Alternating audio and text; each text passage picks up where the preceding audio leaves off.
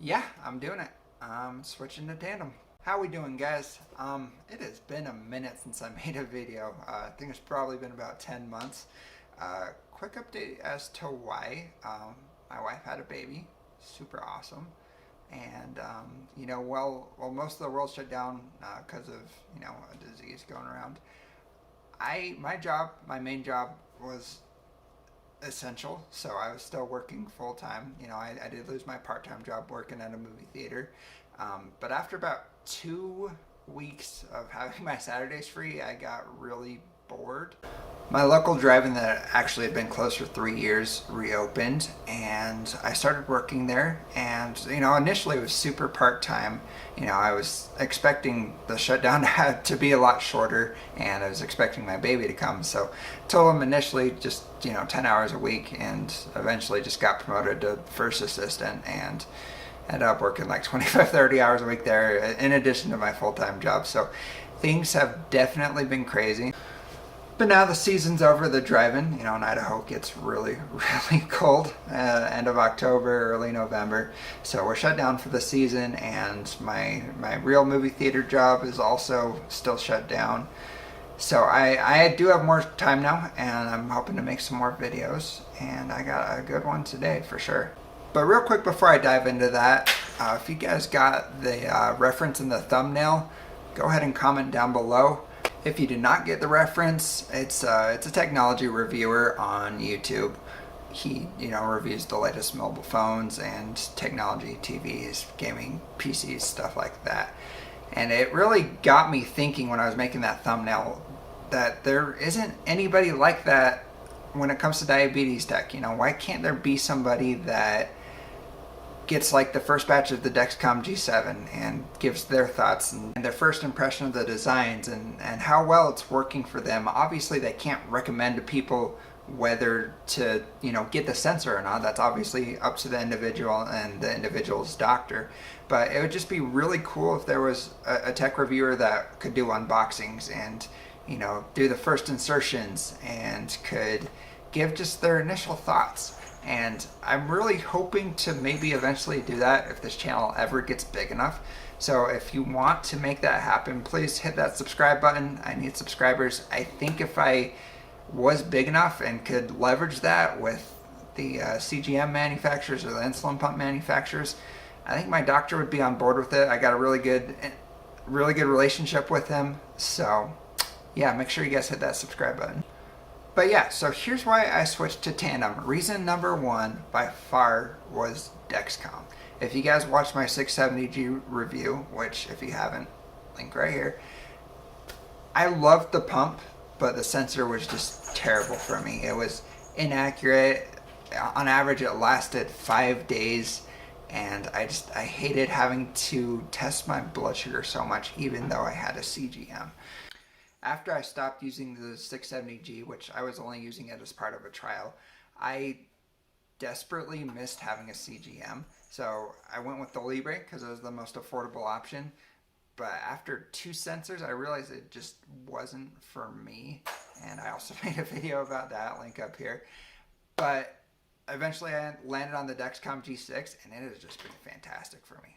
And yeah, the fact that Control IQ uses the data from the Dexcom G6, it feels like it's going to be everything that I was hoping auto mode could be. And it removes my biggest frustration with the Medtronic 670G, and that's the terrible sensor. And it replaces it with a sensor that's just been near perfect for me. And then number two is kind of closely related to that, but it's that it lets you actually choose which CGM to use. I mean, to some extent. So right now they have contracts that is going to work with Dexcom G6 and then G7 when it comes out. But they also have a contract with Abbott to work with the Freestyle Libre 3. Now the Freestyle Libre 3 is going to be a full-blown CGM very similar to what the Dexcom G7 is going to be. And well, the Freestyle Libre, I only used the one. I haven't used the Freestyle Libre 2. Well, it didn't work out for me. The Freestyle Libre 3 kind of does remove some of the things that were frustrating to me. So I might be open to giving it another shot. And really the biggest thing for me is that next year I'm hopping on new insurance. And for some reason in the Dexcom, is considered durable medical equipment, which is a 20% copay after I hit my deductible, whereas the Freestyle Libre is a prescription, so it's just a flat $30.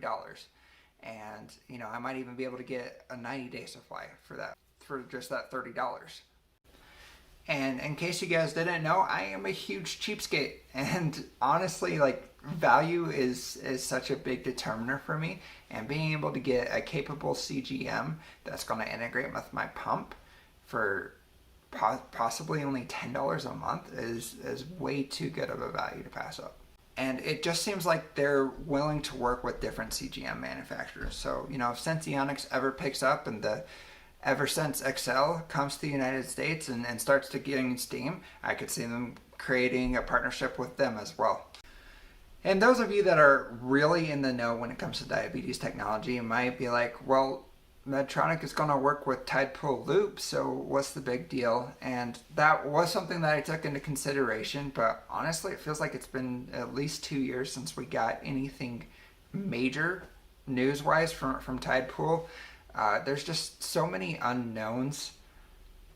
We don't know what pricing is going to be, if they're going to work out deals with insurance.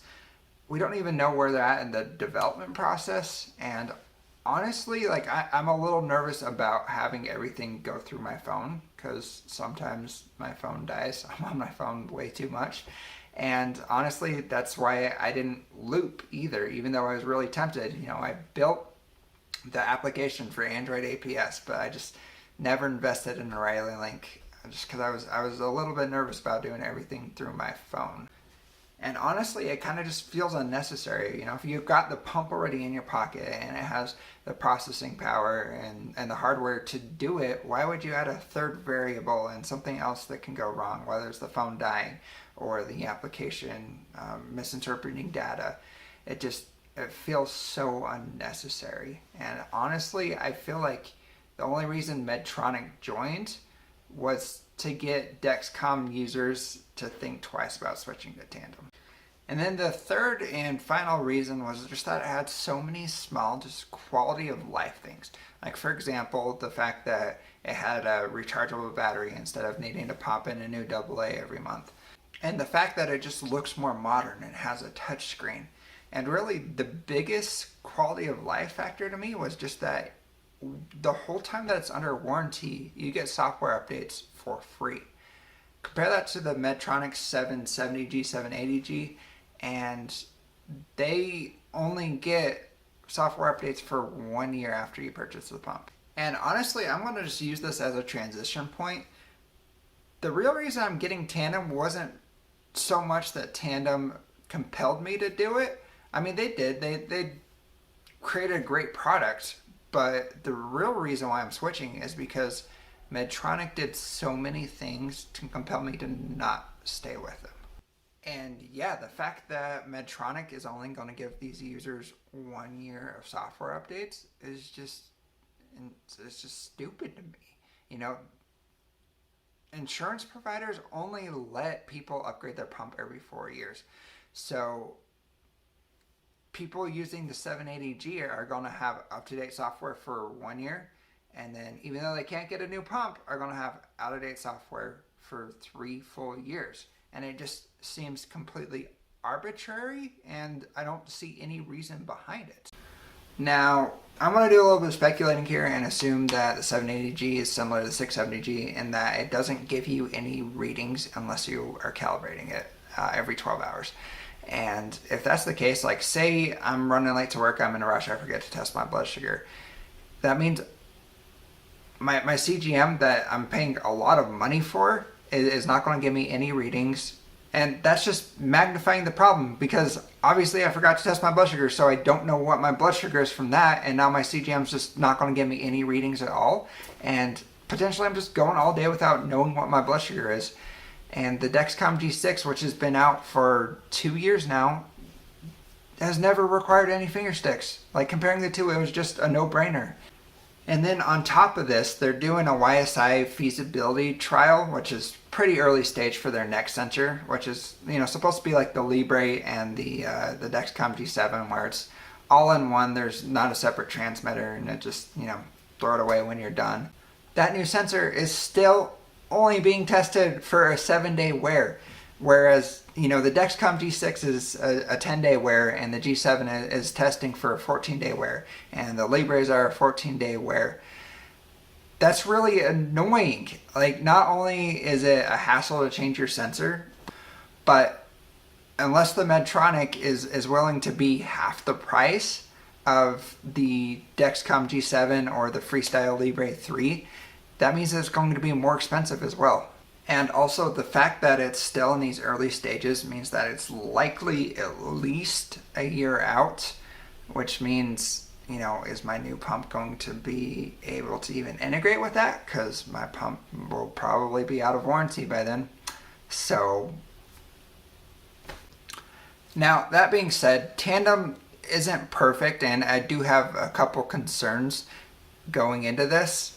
First is just the fact that it's still using micro USB instead of USB-C. That's more of an annoyance than really a major concern. But it means that I am going to need to pack another charger because every other device that I own uses USB-C. My Nintendo Switch uses USB-C. My phone uses USB-C. I don't know why Tandem didn't choose USB-C. When the pump came out, micro USB was still fairly common, but it was very, very obvious that USB-C was the future. Even if you're in the Apple camp, most of the new MacBooks use USB-C. And most of the new iPads use USB-C. It was just crazy to me that they didn't choose USB-C. I'm also not a fan of the pigtail connector. I don't know why the connection between the cartridge and the infusion set is outside of the pump. That I think just from an aesthetic standpoint, it just doesn't look good, but I'm worried about it getting caught on things. And also, I'm having to switch to a brand new infusion set. I've used Quicksets, the exact same Quicksets, for the last 15 years, and having to just switch to something new does make me a little nervous, I'm not going to lie. But who knows, maybe the AutoSoft 90 will end up being awesome. I do love how you don't need to carry a separate inserter. It just makes, when I go on trips or something, one less thing that I need to pack, and I do appreciate that, and it's kind of a really cool design actually. But yeah, that's where I'm at. I got my training on Tuesday, so that's when I'll start using the pump, and I'm very excited.